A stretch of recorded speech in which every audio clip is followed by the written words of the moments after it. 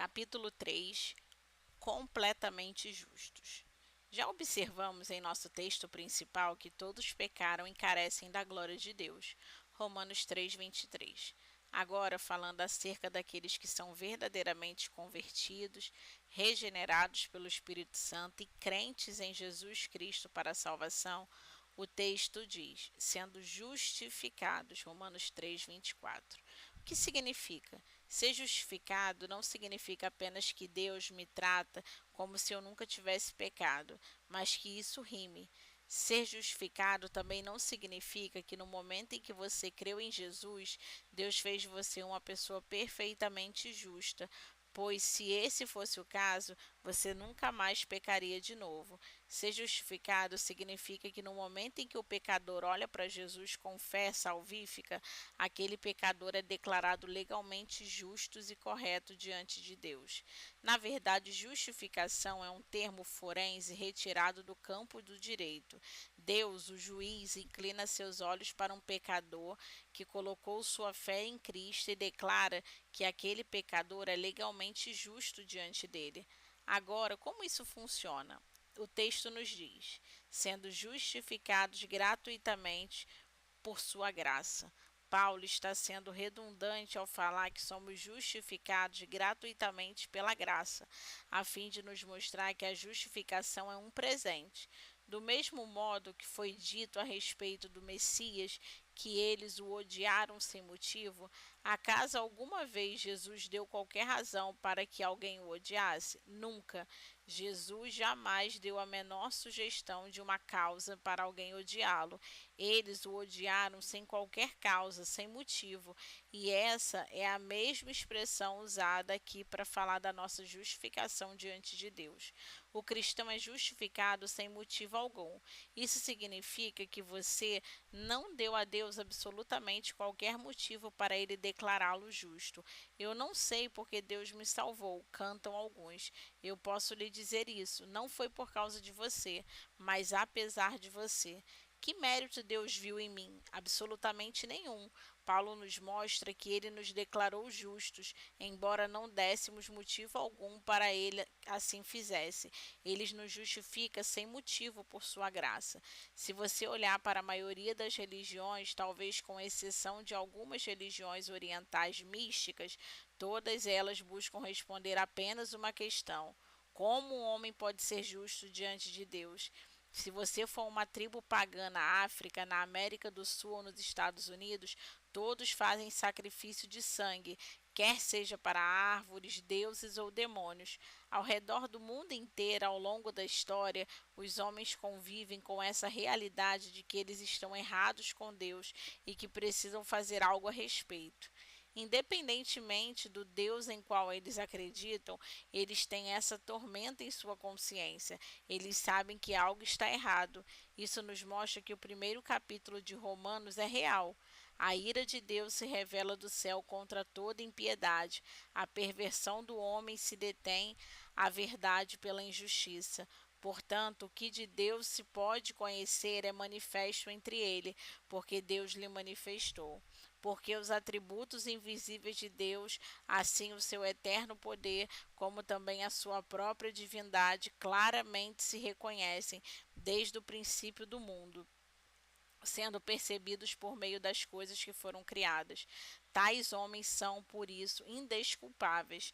Portanto, tendo conhecimento de Deus, não o glorificaram como Deus, nem lhe deram graças, antes se tornaram nulos em seus próprios raciocínios, obscurecendo-lhes o coração insensato, inculcando por sábios, tornando-se loucos. Romanos 1, do 18 ao 22. Todos os homens sabem acerca do único Deus verdadeiro e de sua vontade o suficiente para entenderem que quebraram a sua lei, o suficiente para entenderem que Deus está contra eles e contra Deus. Agora, imagine que o entrevistador faz um programa com 3 homens das 3 principais religiões do mundo.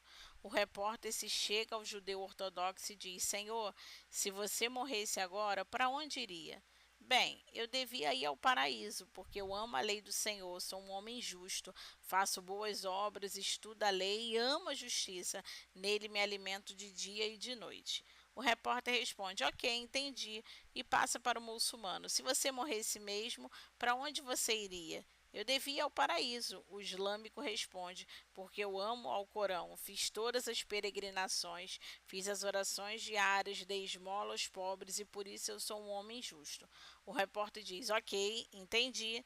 Então ele se dirige ao cristão, verdadeiro cristão, e diz: Senhor, se você morresse agora mesmo, para onde iria? Ele responde: Eu deveria ir para o céu, porque, bem, eu nasci em pecado a minha mãe me concebeu, eu quebrei cada lei já dada por Deus, fui achado completamente injusto, sem mérito ou valor, de modo que eu mereço mais profundo e escuro julgamento. O repórter o interrompe e diz: Pare. Eu entendo os outros caras. Eles dizem que vão para o céu porque eles merecem ir para o céu. Deus deve a eles. Deus está em dívida com eles, já que eles se provaram dignos. Deus deve dar a eles o céu. No entanto, eu não entendo você. Você me conta com alegria que vai para o céu, mas depois me diz que não tem valor ou mérito para ir para lá.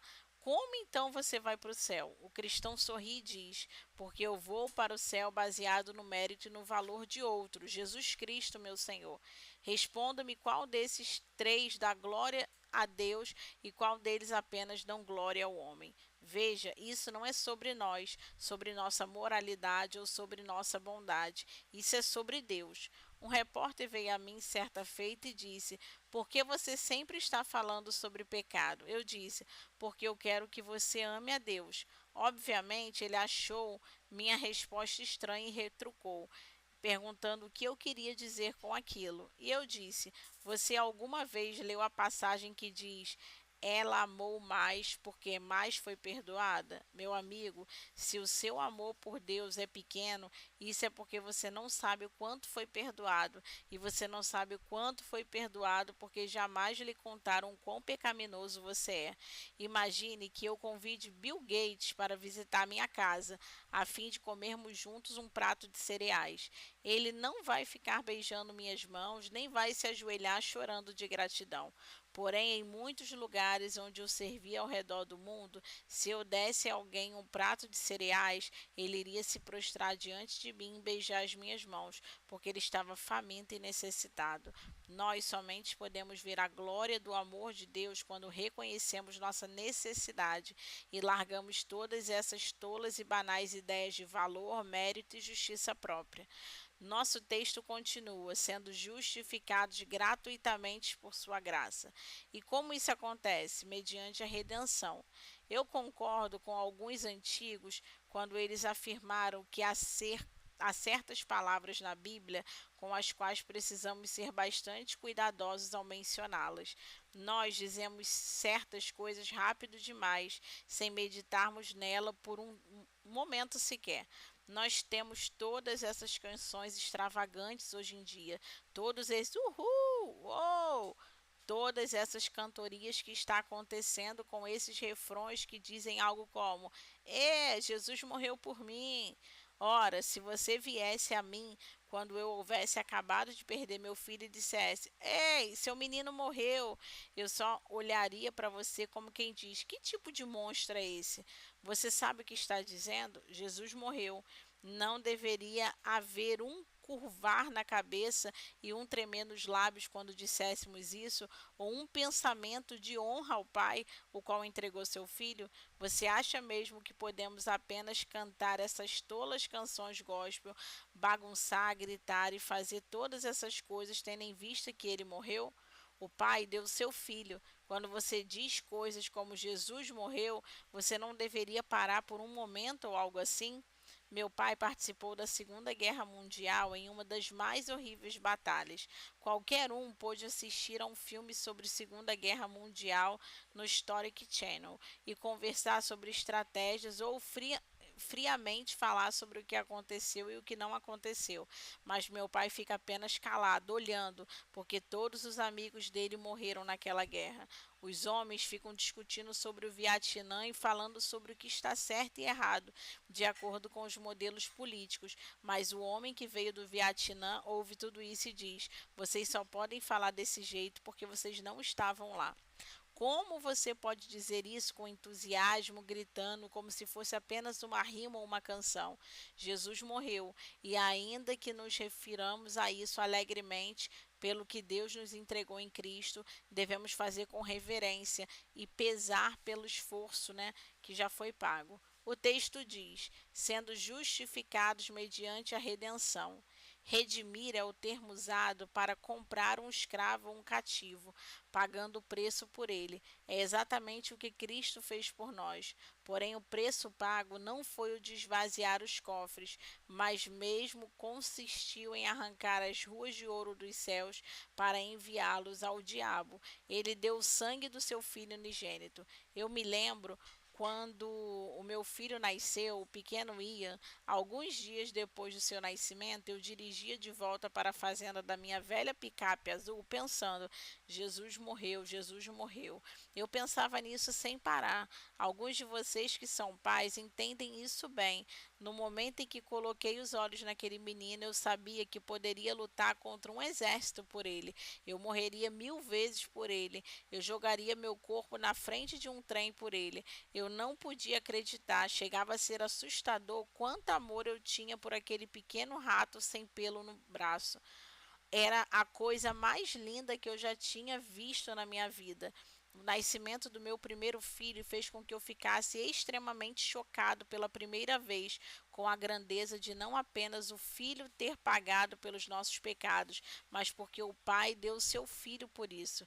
Ele o deu para morrer. Ele não poderia fazê-lo. Eu não daria o meu filho por ninguém. Talvez eu me entregasse por alguém, mas eu não daria o meu filho por essa pessoa.